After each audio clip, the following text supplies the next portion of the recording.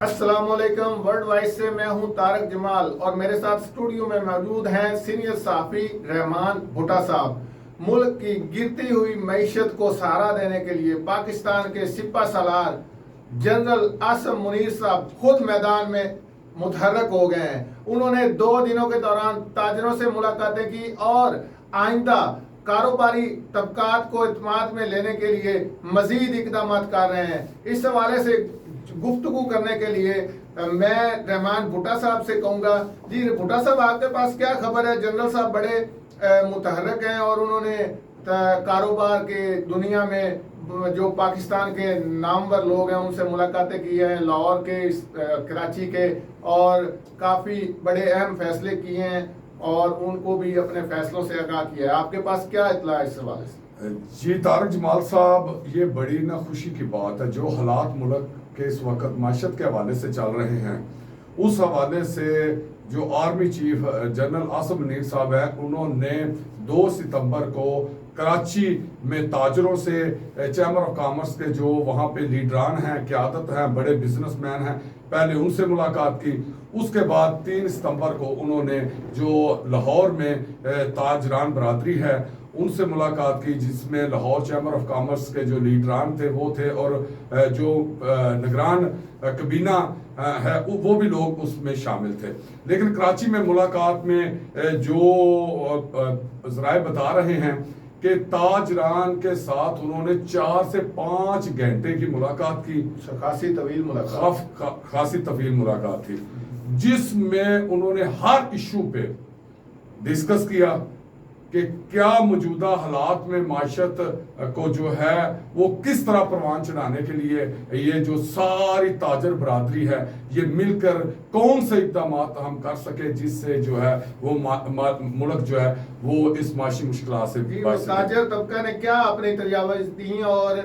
کون کون سے خدشات اور تحفظات سے آرمی چیف کو آگاہ کیا ہے؟ جی طارق جمال صاحب، یہ جو تاجر برادری ہے نا، انہوں نے کھل کے جو ہے نا وہ آرمی چیف صاحب سے بات کی ہے جی کہ وہاں پہ انہوں نے اپنے جو مشکلات کاروبار میں آتی رہی ہیں، وہ جتنے بھی یہاں پہ جمہوری حکومتیں ہیں ان میں، جس میں قبضہ مافیا، کرپشن، اس حوالے سے انہوں نے انبار لگا دیے کہ ہم یہاں پہ کس طرح بزنس کر سکتے ہیں، کہ جب یہاں پہ جو قبضہ مافیا ہے وہ ہماری جان نہیں چھوڑتا، اور جہاں پہ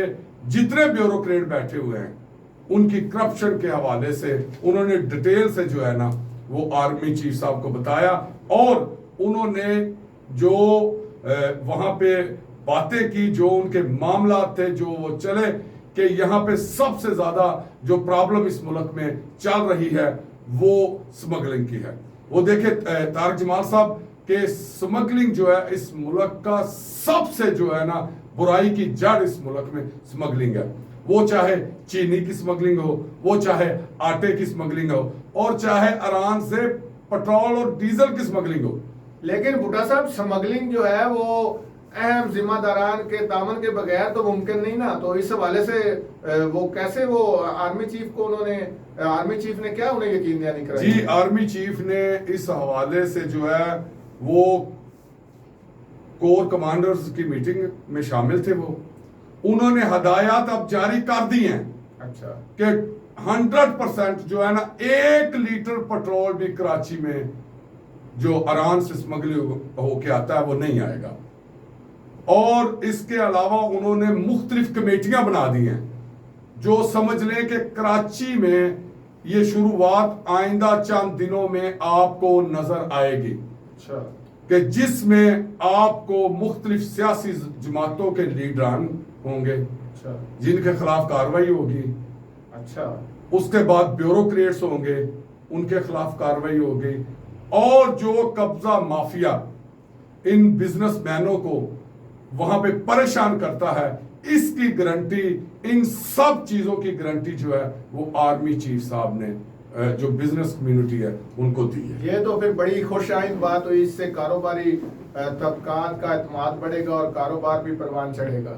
جی طارق جمال صاحب، سب سے بڑی خوشی کی بات ہے کہ آرمی چیف جو ہیں جنرل عاصم منیر صاحب نے نا جو بزنس کمیونٹی تھی ان کو بتایا کہ انشاءاللہ جو ہے بیرونی سرمایہ سعودی عرب اور اس کے علاوہ متحدہ عرب امارات، قطر، کویت 25 ارب ڈالر کی، وہ ہر ملک جو ہے 25 ارب ڈالر کی اس ملک میں سرمایہ کاری کرنے جا رہے ہیں. جو جس حوالے سے انہوں نے بتایا کہ یہ 25 ارب کی جو سعودی عرب سرمایہ کاری کرنے جا رہا ہے، اس میں انہوں نے جو ہے کہ منرل، زراعت، دفاع، ان میں مین سرمایہ کاری کرنے جا رہے ہیں. اور زراعت میں کیا؟ زراعت میں انہوں نے پنجاب سے اور لاکھوں ایکڑ سندھ سے زمینیں جو ہے نا وہ فوج نے حاصل کر لی ہیں. اور جہاں پہ زراعت میں مختلف اجناس اور پھل جو بھی یہاں سے تیار ہوں گے وہ ان ممالک کو جو ہے نا وہ کو برآمد کیے جائیں گے. تو اس سے اب جو اصل صورتحال ہے، اسی طرح چائنا ہے، چائنا کی طرف وہ آئی ٹی میں کام کرے گا، منرلز میں کام کرے گا. اب بجائے کشکول اٹھانے کے کہ ہم پیسہ لیں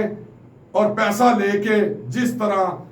75 سالوں میں اس ملک کو مختلف طریقوں سے کھایا گیا، اب پیسہ نہیں لیا جائے گا اور پیسے کے عوض جو ہے یہاں پہ آئی ٹی ڈپارٹمنٹ میں، زراعت میں، دفاع میں جو ہے کام کیا جائے گا. ظاہر ہے جی وہ کوئی کتنا مدد کرتا ہے، آخرکار ہاتھ کھڑے کر دیتے ہیں لوگ. جی تو بھٹا صاحب یہ مستقبل میں آپ کیا دیکھ رہے ہیں؟ یہ جو اقدامات کیے جا رہے ہیں ان کے نتائج آپ کو کیا نظر آ رہے ہیں؟ دیکھیں جی، جو ملک میں اس طرف معاشی حالات چل رہے ہیں نا، آرمی چیف صاحب کی طرف سے یہ ایک تازہ ہوا کا جھونکا ہے. اور انشاءاللہ اگر وہ جو بتا رہے ہیں ذرائع یا جو دعوے کر رہے ہیں، اگر یہ معاملات طے ہو گئے اور اس پہ کاروائی ہوتی، آپ کو نظر آئے گی طارق جمال صاحب،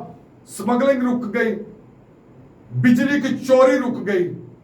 اس کے علاوہ قبضہ مافیا، کرپشن، اگر ان چیزوں کو جڑ سے نہ نکالا گیا تو پھر یہ جو حالات ہیں وہ کسی کے کنٹرول میں نہیں. بھٹا صاحب جیسے آپ نے کہا کہ بجلی چوری، بجلی کو تو کوئی شریف آدمی یا بدماش آدمی بھی ہاتھ نہیں لگا سکتا، وہ تو چوری کرواتے ہی باپڈا والے خود ہیں ملازمین. بھائی جان یہ جو آپ نے بات کہا، میں یہی بات بتانا چاہ رہا ہوں آپ کو طارق جمال صاحب، سمگلنگ جو بارڈروں پہ ہو رہی ہے وہ کیا سمجھتے ہیں ہم لوگ کروا رہے ہیں؟ جو بھی کروا رہے ہیں، یہ چور بازاری آپ کیا سمجھتے ہیں یہ آسان ہے؟ تو یہ ڈالرز جو ڈالرز ملک سے غائب ہے، کیا یہ عام غریب لوگ کر رہے ہیں؟ کرپشن کا جو اتنا منظم نیٹ ورک پاکستان میں پروان چڑھ چکا ہے، بھٹا صاحب آپ کیا سمجھتے ہیں کہ یہ سسٹم ٹوٹ سکتا ہے؟ دیکھیں جی، جو آرمی